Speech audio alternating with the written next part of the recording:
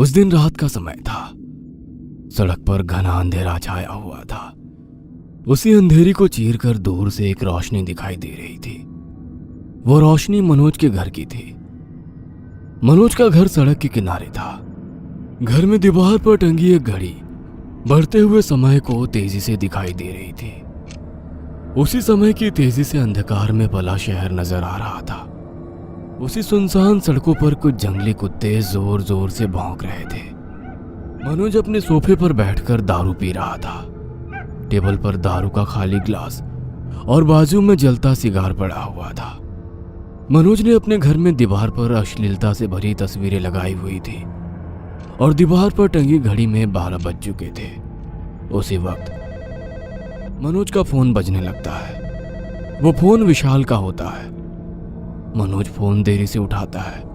Phone उठाते ही मनोज कहता है, हेलो।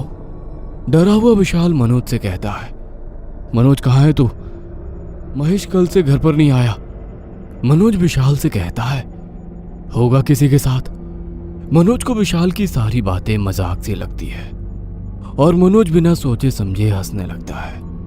तभी डरा हुआ विशाल कहने लगता है, देख मनोज, मैं मजाक नहीं कर रहा हूं। हमने उस लड़की के साथ जो किया। तभी मनोज का फोन झट से कट जाता है।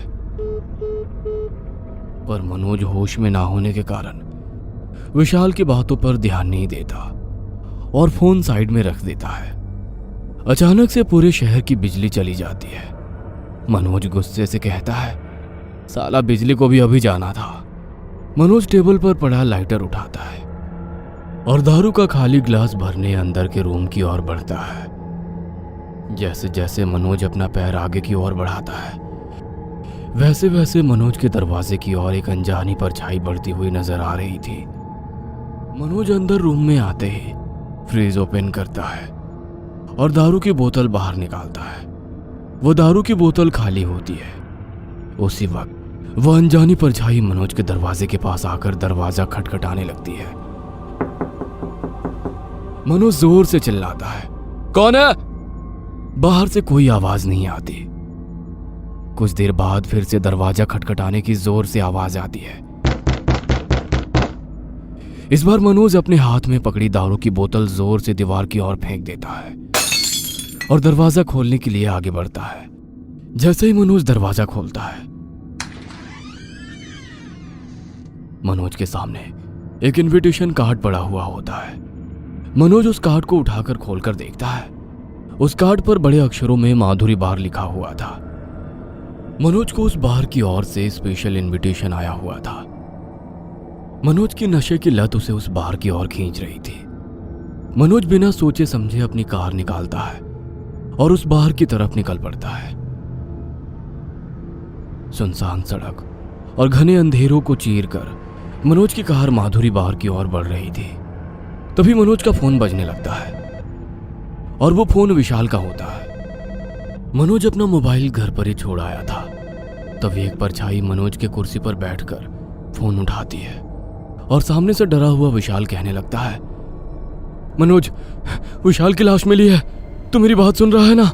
मनोज, वो लौट के तो नहीं आई है ना? तभी फोन कट होता है और वो शैतानी परछाई जोर जोर से हंसने लगती है। तभी मनोज की कार बाहर के सामने आकर रुकती है। मनोज कार से उतरता है और बाहर की ओर देखता है और उस बाहर पर बड़े अक्षरों में माधुरी बार लिखा होता है। मनोज इनविटेशन कार्ड हाथ में पकड़कर बाहर की ओर जाता है। बाहर का दरवाजा खोलकर मनोज अंदर की ओर आता है और वो ऐसे दिखाई दे रहा था मानो खंडहर सा हो।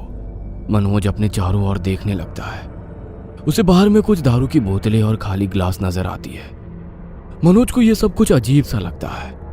तभी मनोज को एक कोने में कुर्सी पर एक वेटर बैठा हुआ नजर आता है। तभी मनोज उस वेटर को आवाज देता है, पर उस वेटर से मनोज को कोई जवाब नहीं आता। फिर से मनोज उस वेटर को आवाज देता है और कहता है, मुझे इस बार से इनविटेशन आया है। फिर भी मनोज को कोई जवाब नहीं आता। अब मनोज को गुस्सा आता है और मनोज उस वेटर की ओर बढ़ता है। जैसे ही मनोज उस वेटर के नजदीक बढ़ता है, मनोज को पीछे से आवाज आती है, अरे मनोज, यहाँ क्या कर रहा है? मनोज उस आवाज की ओर मुड़कर देखता है तो वो महेश होता है। मनोज महेश को देखकर बोलता है, किधर था 2 दिनों से? महेश मनोज की बातों का कोई जवाब नहीं देता। मनोज महेश की ओर जाता है। तभी महेश मनोज से कहता है, तू यहां क्या कर रहा है? मनोज महेश से कहता है, मुझे इस बार की ओर से इनविटेशन आया था। तभी महेश मनोज से कहता है, यार छोड़ इस इनविटेशन कार्ड को, चल मैं तुझे लेकर चलता हूं। मनोज थोड़ी देर तक रुककर सोच में पड़ जाता है।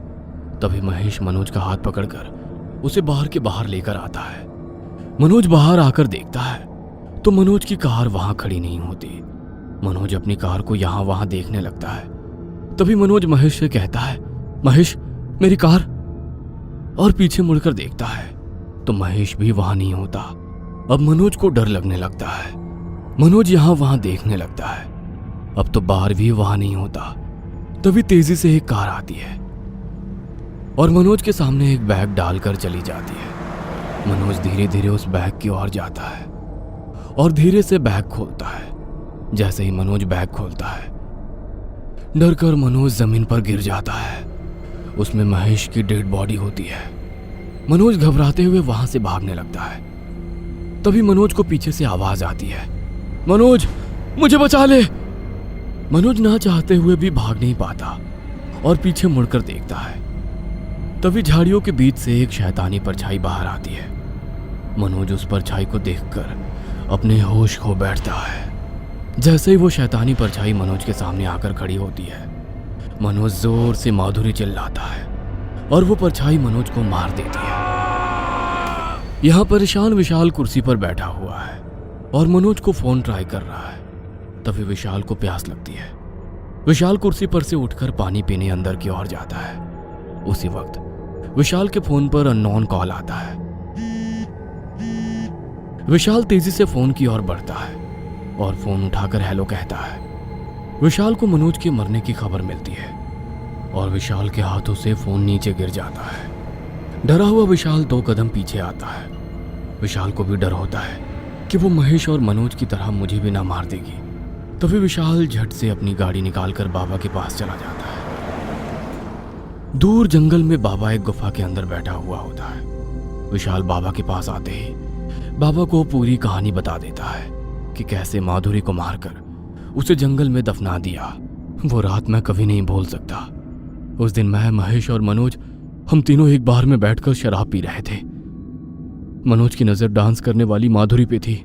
तभी मनोज महेश को कहने लगा, अरे महेश आज तो 4 चांद लगने वाले हैं। इस पर महेश कहता है, कैसे? मनोज के मन में माधुरी को देखकर उसके साथ शारीरिक संबंध बनाने की ख्वाहिश जाग उठी थी। मनोज को कैसे भी करके माधुरी को पाना था। तभी हम तीनों रात के 3 बजे बाहर में से बाहर निकल गए और जाकर अपनी कार में बैठ गए। पर मनोज के दिमाग में कुछ और ही चल रहा था जो कि मेरे और महेश से परे थे। तभी मैंने मनोज से कहा, चल मनोज अभी घर जाते हैं। पर मनोज कहने लगा, आज तो चांद को छूना है। देखते ही देखते कुछ देर बाद मनोज की सारी बातें महेश को समझ आने लगी और महेश भी मनोज के साथ मिल गया। तभी माधुरी बाहर से बाहर आई और रिक्शा के लिए वेट करने लगी। तभी मनोज ने कार माधुरी के सामने लाकर रोक दी और माधुरी को गाड़ी में बैठने के लिए कहने लगा। माधुरी डर कर वहां से भागने लगी। डरी हुई माधुरी अपनी जान बचाने के लिए घने जंगल में घुस जाती है। मनोज और महेश कार से उतरकर माधुरी को ढूंढने लगते हैं। माधुरी एक बड़े से पेड़ के पीछे छुपी हुई होती है। तभी महेश माधुरी को देख लेता है और उसे पकड़कर नीचे फेंक देता है और मनोज और महेश ये दोनों मिलकर उसके साथ अश्लील हरकतें करने लगते हैं और माधुरी को मारकर जंगल में दफना देते हैं। मैंने उन दोनों को बहुत समझाने की कोशिश की पर तब तक सब कुछ खत्म हो चुका था। माधुरी की पूरी कहानी विशाल बाबा को बताता है। बाबा अपनी आंखें खोलकर विशाल से कहता है, हमें जल्द से जल्द उसके शव को जला देना चाहिए वरना वो तुम्हें भी मार देगी। बाबा और विशाल माधुरी को दफनाए हुए जगह पर जाते हैं। बाबा अपने मंत्रों से माधुरी के शव के चारों ओर जाल बना देता है और विशाल से कहता है, जल्द से जल्द माधुरी के शव को बाहर निकालकर जला दो। विशाल शव को बाहर निकालने लगता है। तभी जंगल में चारों तरफ सन्नाटा छा जाता है और तेजी से हवाएं चलने लगती है। उसी वक्त एक आवाज आती है, मैं तुम में से किसी को भी नहीं छोड़ूंगी। और उस झाड़ियों के बीच से एक परछाई निकलकर तेजी से विशाल की तरफ आती है, पर वो विशाल को छू नहीं पाती क्योंकि बाबा ने अपने मंत्रों से शव के चारों ओर रक्षा कवच बनाया हुआ था। विशाल पूरी ताकत से दफनाई हुई माधुरी को बाहर निकालने में सफल होता है और उसके शव को जला देता है।